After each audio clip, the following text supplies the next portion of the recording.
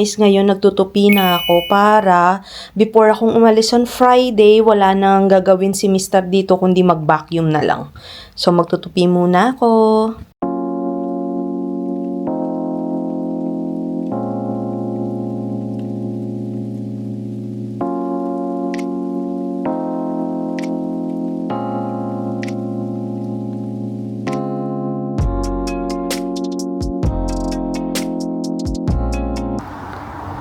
Sus ko guys, ang weather dito sa amin, no?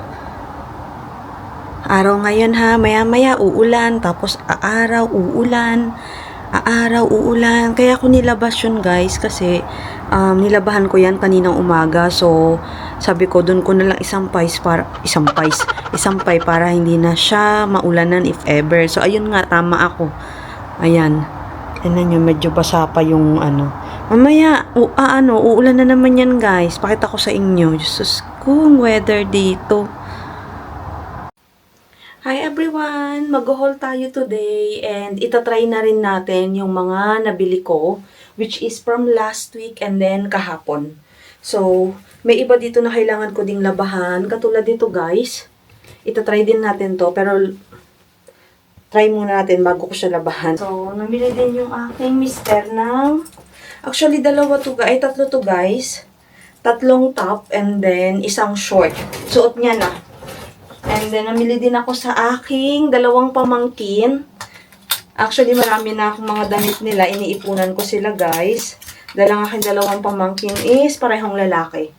So, ayan guys.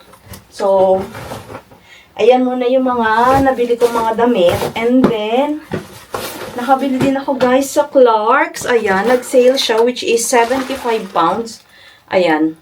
This is a wedge sandal. So, kayang-kaya ko na siyang gamitin lalo na pagka dito, spring at saka summer. Kasi nga pagka spring at saka summer, hindi ako lagi ako naka-shoes. Yun. So, kailangan ko naman kahit paano makabreathe naman ang aking mga kuko at ang paa.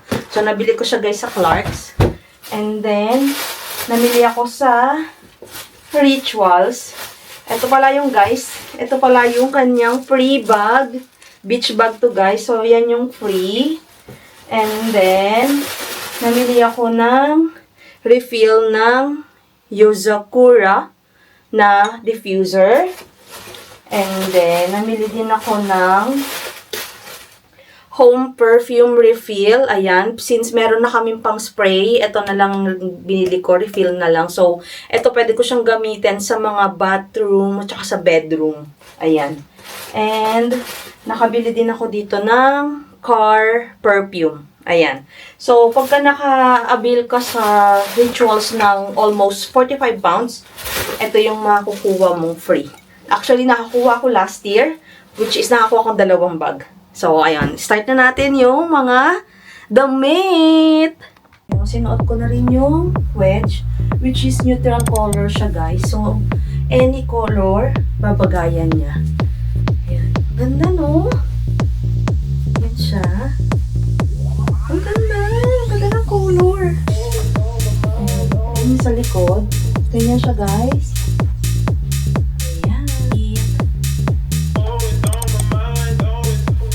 Guys, ang ganda niya. Ito yung ito niya. Ang ganda. Ang ganda niya. Kailangan ko nang labahan. Third outfit, guys. So, top lang yung napalitan. Pero yung short, same pa rin sa kanila. Yung short. Malabas yung ko dito. Yung kurba ko. Sponsored by my husband. Good job! Ganda diba? Ito guys, pang fourth outfit ba to?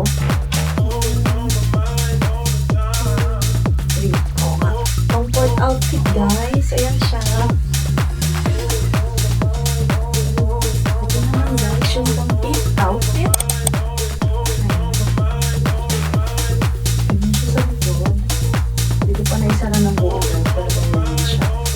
Medyo maluwag lang siya dito sa harap. Ayan, kung makikita nyo, medyo maluwag. Pero, ayan siya.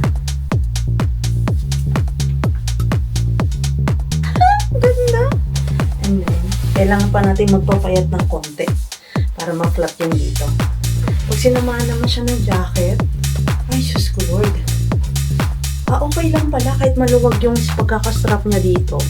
May ganito naman siya, guys. Diba? Ano? Ayan, guys. Medyo mahaba lang siya sa akin. Ayan, kung makikita niyo, mahaba siya. And then, ayan yung likod. Maganda to, guys, kasi hindi siya nabakat dito sa harap ko. Though alam ko malaki yung puson ko. Pero ang ganda niya. Ready for summer na talaga. Hello. Hi everyone! Welcome back to Lars Journey! Continuation to, guys, nung shopping haul natin. And then, eto nga, nag-e-empake na ako ngayon. And, ay, maliit sana na luggage yung bibitbitin ko, guys, pero parang hindi kasya yung gamit ko kasi 4 days and 3 nights yon, which is, na-explain ko na nga doon na from Derry to Dublin, Dublin to Galway, Galway back to Dublin, then Dublin to Belfast, and then Belfast back to Derry. So, tingnan nyo na lang, guys. I-check natin. So, ito nga pala yung gift ko dun sa nabunot ko, which is, ang price nung pang gift namin is 50 euro. So, ito, guys. So, kung maliit lang na luggage yung bibit-bitin ko, guys, hindi kakasya. Kasi, ito dapat talaga, which is 4 days, 3 nights. So, start na tayo!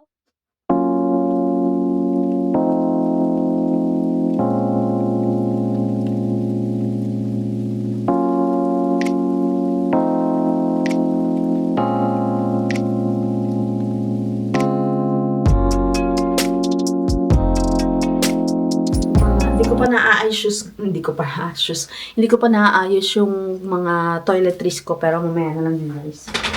Guys, ito nga pala yung in-order ko sa Amazon. Dumating siya nung Wednesday. Kahapon Wednesday? Tuesday pala. So, buksan natin, guys. Alam ko pa pala ko.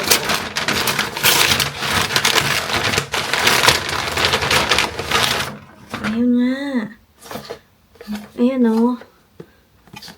Tie mo. Ito na, guys. Nakakuha na tayo ng gunting. Check din natin siya. Actually, gusto ko siyang itry. Pero sa Galway na siguro. Ay. So, ganito siya, guys. Tapos ganito siya. Naka-plastic lang siya. Wala siyang, tawag dito. Wala siya yung parang pouch. Tingnan natin kung gumagana.